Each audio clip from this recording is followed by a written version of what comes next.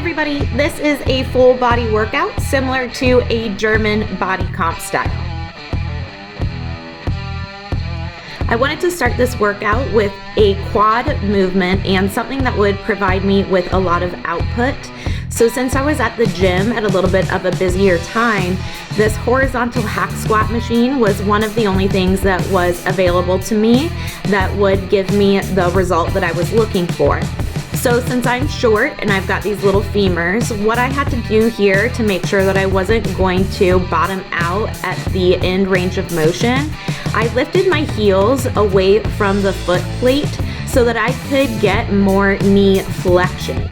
So as I'm going through the movements here, I'm thinking about driving my knees forward beyond my toes so that I could make sure that I am getting my full range of motion at the knees.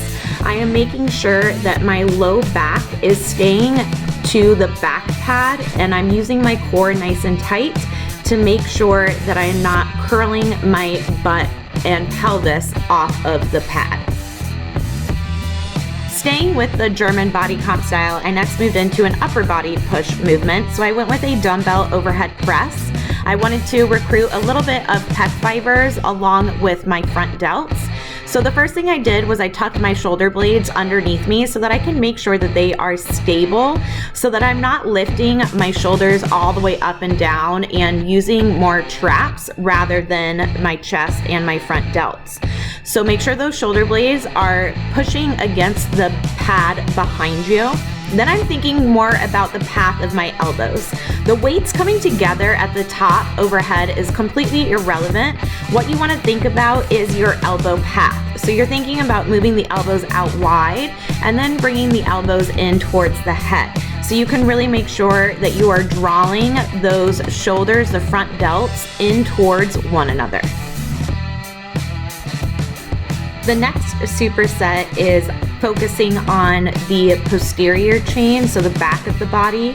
So I started again with a lower body movement. So here I'm doing the lying leg curl, focusing on the hamstrings. The number one thing you want to remember here is to not let those hips lift away from the pad. You don't want to throw your butt up in the air. You're not going to be using any hamstrings at all. I'm thinking about keeping my core tight, again, sucking in that belly button up towards my spine. I am driving my front hip points down into the hip pad, and then I am thinking about drawing my insertion of the hamstring, which is down by the calf, all the way up to the origin of the hamstring, which is attached to the pelvis. So I'm thinking about driving my entire body down into the pad while pulling the hamstring up the back of my leg. Then I am controlling the motion all the way down, making sure that the work is staying with the hamstring. For the upper body pull motion, I went with a face pull. The rope face pull is one of my favorites for upper back. Initiating by pulling the shoulder blades together, engaging the rhomboids and a little bit of lower trap.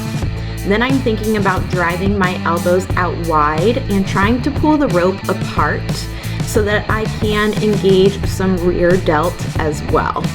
Then I control the motion forward, keeping the tension on the rear delts and all of the musculature around the shoulder blades.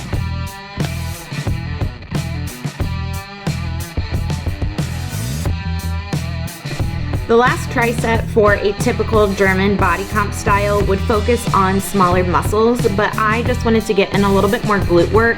So I started this tricep off with a banded glute bridge. Notice that the band is around my thighs and not my ankles. Your glutes attach to the femur, they do not attach to the tibia and the shin. So if you put the band around the ankles, you're not providing any more work for the glutes. The band has to go on around the thighs so that you can continue to push the thighs slightly outwards and not allow the band to pull the knees together as you're going through the motion of the glute bridge. And always going for that really hard squeeze at the top, thinking about drawing the top of the glutes towards the bottom, the origin towards insertion. Sorry about the bad camera angle on this one, but this is the best I could do at the time with the busy gym.